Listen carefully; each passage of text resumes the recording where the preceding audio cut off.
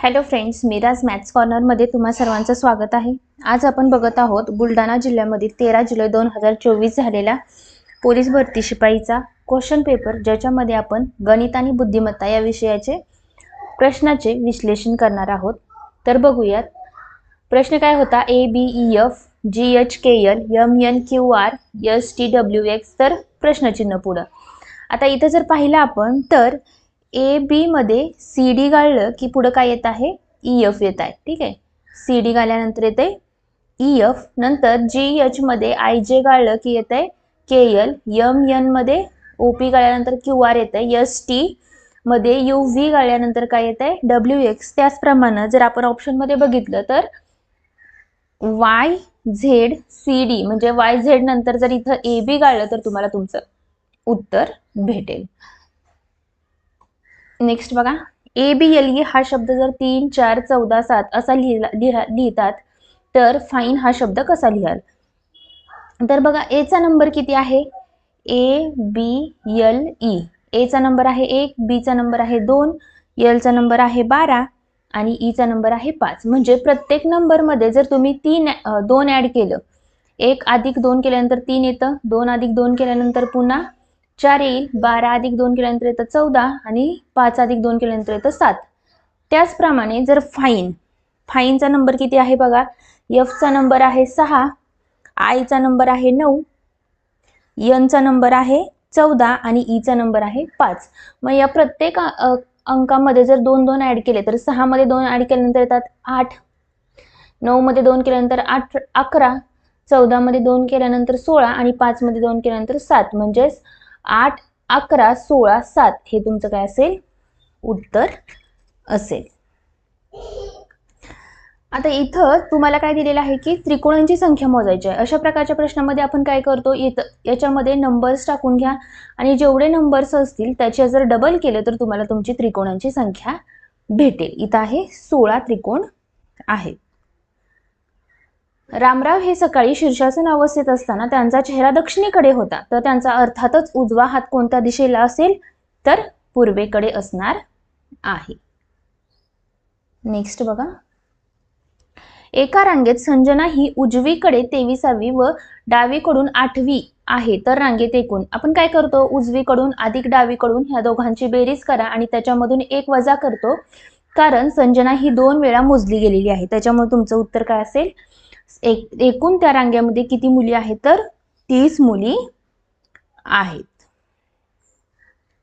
2 तास 17 मिनिटे 48 सेकंद यांचे एकूण सेकंद किती। 2 तासांचे सेकंद करताना आपण किती निगुणतो, 3600 ने। म्हणजेच इथं काय 2 तासाला सेकंदामध्ये करताना 3600 ने गुणा, अधिक 17 गुणिले मिनिटाचे सेकंदामध्ये कन्वर्जन करताना 60 ने गुणावं लागेल आणि इथं 48 येईल। म्हणजेच ह्या सगळ्यांचा जर गुणाकार केला, ह्यांचा गुणाकार केला तर 36 दोन्ही 72, 2 नंतर इथं 10 20 येईल आणि इथं 48 येईल आणि ह्या सगळ्यांची जर बेरीज केली तर किती येते, 8268 सेकंद हे काय असणार आहे, तुमचं उत्तर असणार आहे। नेक्स्ट बघा, अमेय हा मानसीपेक्षा उंच आहे। अमेय हा कोणापेक्षा उंच आहे, मानसीपेक्षा। सुजित हा कपिलपेक्षा उंच आहे। कल्पना ही कोणापेक्षा उंच आहे, अमेयपेक्षा उंच आहे। म्हणजे इथं काय असेल, कल्पना। कपिल हा कल्पनापेक्षा उंच आहे, म्हणजे कपिल कुठं आहे, इथं आहे कपिल। आणि इथं काय दिलं होतं, सुजित हा कपिलपेक्षा उंच आहे, म्हणजे सर्वात उंच कोण झाला, सुजित।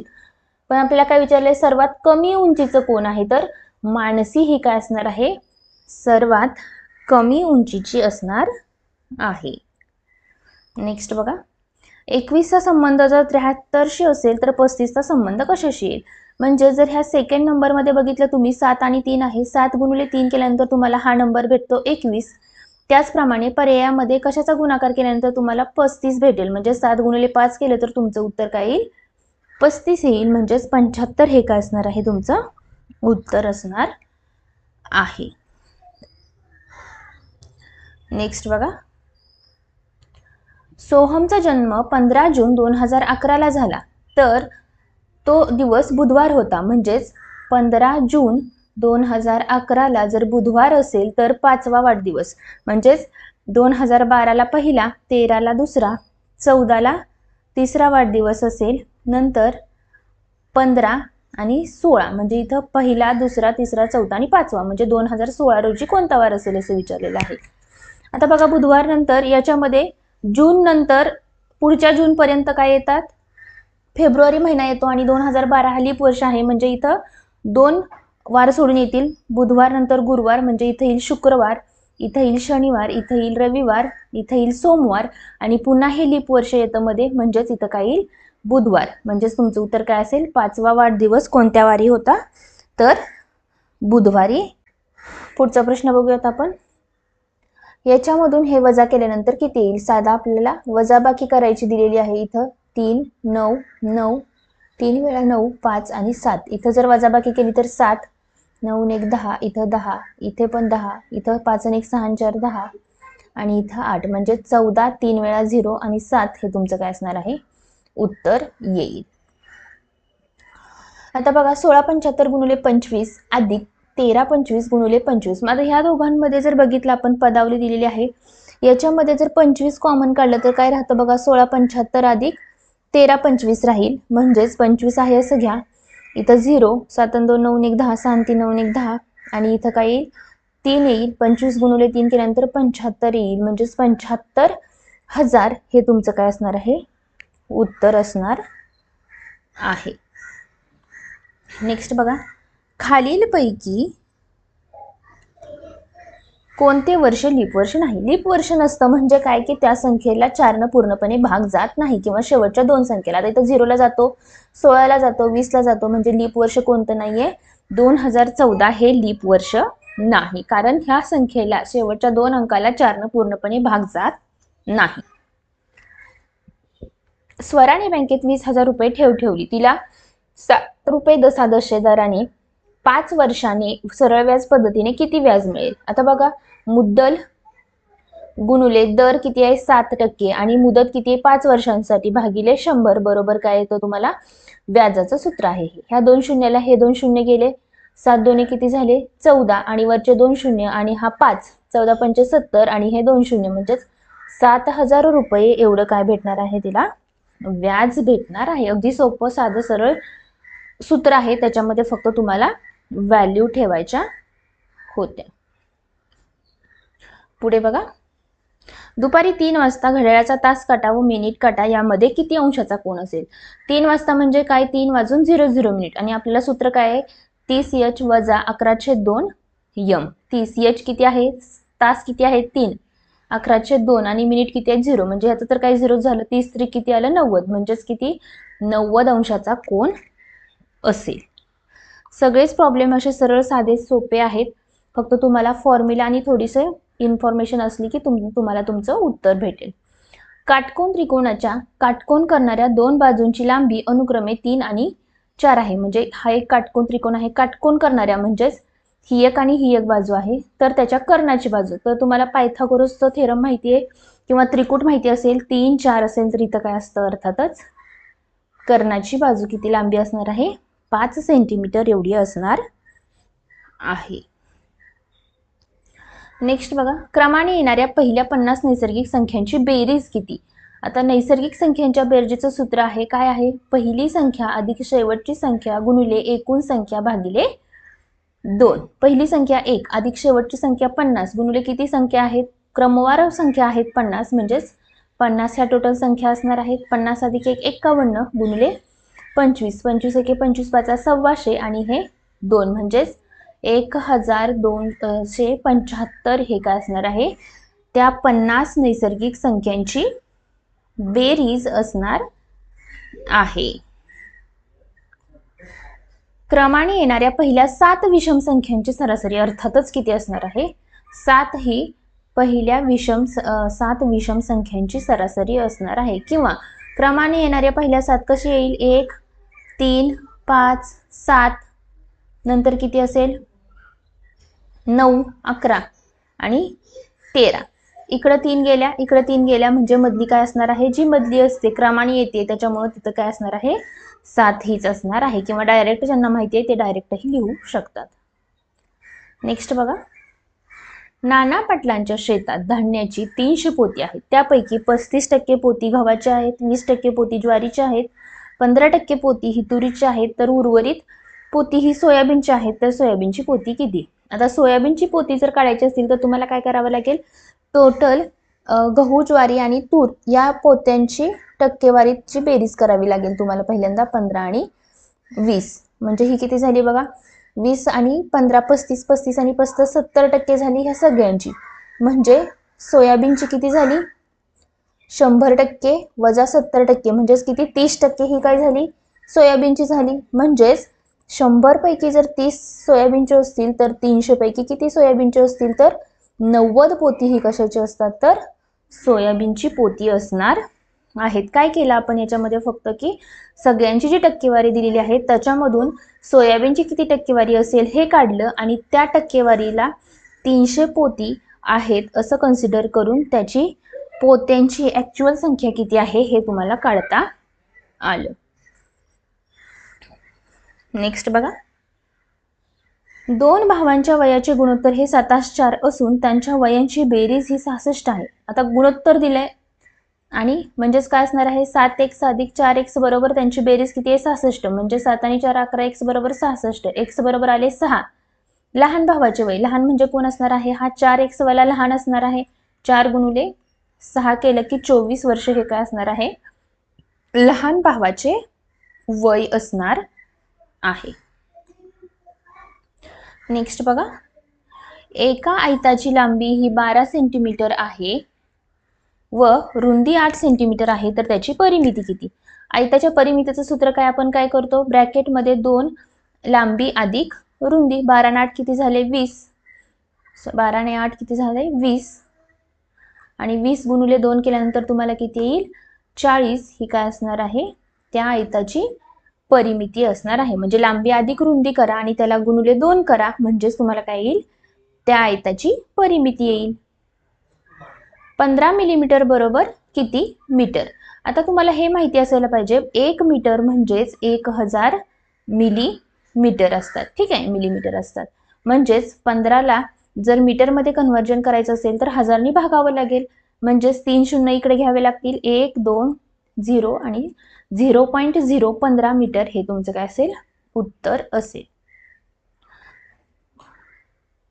8000 मधून जर 888 वजा, आता इथं याचा कसं करणार, वजा साइन जर कॉमन काढलं तर तुम्हाला इथं याच्यामध्ये बघा हे अधिक अधिक होऊन जाईल. ठीक आहे, म्हणजेच काय करावं लागेल, 8000 वजा याच्यामध्ये ह्या सगळ्यांची जर बेरीज केली, 888 88 आणि 8 8 त्रिक 24 8 दोन्ही 16 17 18 आणि 1 म्हणजेच 984 आलं. म्हणजेच काय, 8000 मधून जर 984 वजा केले तर किती येतात बघा, 1 इथं राहील 0 आणि इथं म्हणजेच 7016 हे काय असेल तुमचं उत्तर असेल. साधी सरळ सोपी पहिल्यांदा बेरीज केली आणि नंतर फायनल काय केली, वजाबाकी केलेली आहे.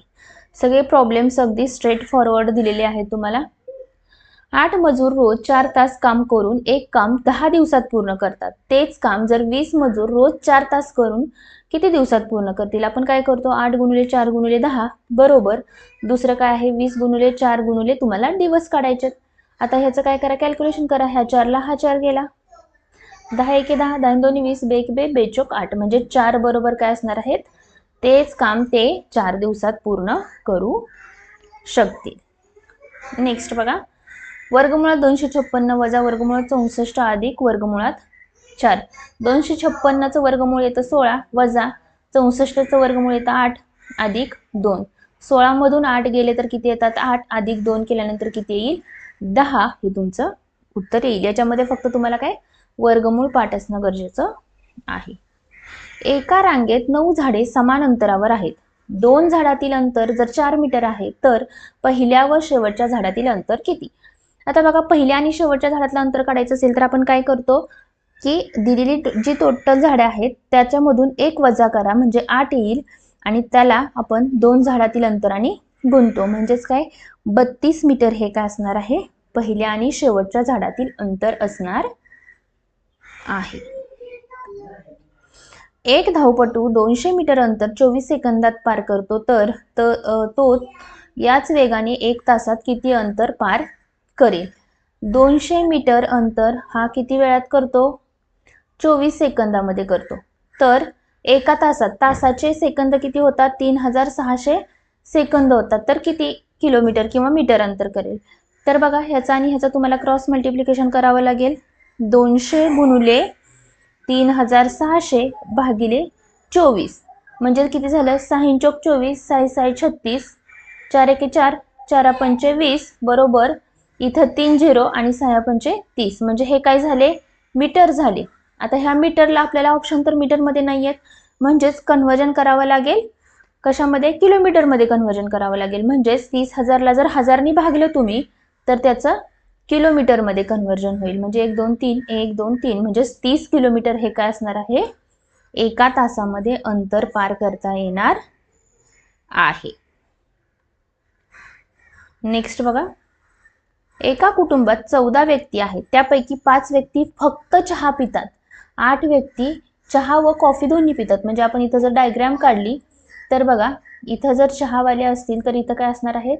कॉफीवाले असतील. 8 व्यक्ती काय आहेत की चहा आणि कॉफी दोन्ही पितात. 5 व्यक्ती आहेत फक्त चहा पितात.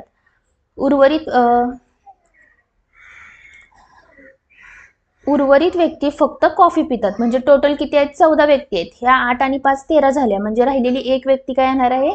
कॉफी पिणार आहे. तर कुटुंबातील कॉफी पिणाऱ्या व्यक्तींची संख्या किती? म्हणजेच काय? फक्त कॉफी पिणारी 1 आणि कॉफी आणि चहा पिणारे 8 म्हणजे टोटल किती झाले? 9 व्यक्ती अशा आहेत की ज्या कॉफी पितात. नेक्स्ट बघा, एका सांकेतिक भाषेत इंडिया हा शब्द 134 व वर्ल्ड हा शब्द 75284 असा लिहितात, तर डोनाल्ड हा शब्द कसा लिहाल? आता बघा INDIA बरोबर 134 आणि 16, WORLD बरोबर 75284 आहे. तर बघा डोनाल्ड विचारले तुम्हाला, DONALD. आता डी ला बघा किती आहे? इथं 4 भेटलं तुम्हाला. ओ ला किती भेटणार आहे? 5. एन ला किती भेटतं? 2 नंबरचा एन आहे म्हणजे त्याला 3 भेटेल. ए ला किती भेटतं? शेवटचं 6. नंतर यल ला, याच्यामध्ये यल आहे 8 आणि 4 म्हणजे 453. 684 हे काय असणार आहे? डोनाल्ड साठीचा अंक असणार आहेत. नेक्स्ट बघा, जास्वंदाला कमळ म्हटले, कमळाला सदाफुली म्हटले, सदाफुलीला गुलाब म्हटले, गुलाबाला रानफूल म्हटले व रानफुलास मोगरा म्हटले. तर फुलांचा राजा, फुलांचा राजा कोण आहे? गुलाब. आणि गुलाबाला काय म्हटलेलं आहे? रानफूल म्हटलेलं आहे. नेक्स्ट बघा, याच्यामध्ये प्रश्नचिन्हाच्या जागी काय दिलेलं आहे हे तुम्हाला ओळखायचं आहे. म्हणजे जर आपण 5 मधून 1 वजा केलं तर येतात 4 आणि 15 गुणिले 4 केल्या तर येतात 60. 7 मधून वजा 1 केल्यानंतर येतात 6. 35 गुणिले 6 केल्यानंतर येतात 210. त्याचप्रमाणे 6 मधून 1 केलं तर 5 येईल आणि 24 गुणिले जर 5 केलं तर आपल्याला किती येतं? 120 हे तुमचं उत्तर येईल. पुढील पैकी कोणत्या संख्येत 15 ने निशेष भाग जातो? 15ची कसोटी काय आहे की ज्या संख्येला 3 आणि 5 ने या दोन्ही संख्यांनी भाग जातो त्या संख्येला काय होतो? 15 ने भाग जातो. 5 तर काय आहे की सगळ्या संख्यांच्या एकक स्थानी 5 किंवा 0 तर आहे, त्याच्यामुळे ह्या सगळ्या संख्यांना 5 ने तर भाग जातो. पण 3 न भाग जाण्यासाठी काय पाहिजे की सगळ्या अंकांची बेरीज केली तर त्या बेरजेला 3 न भाग जायला पाहिजे. म्हणजेच काय? 7 आणि 5 12, 12 आणि 2 14, 14 आणि 4 18, 18 आणि 5 23 म्हणजे ह्याला 23 ला 3 ने भाग जात नाही. 5 आणि 3 8, 8 आणि 7 15, 15 आणि 9 24 आणि 5 29 म्हणजे ह्याला पण जात नाही.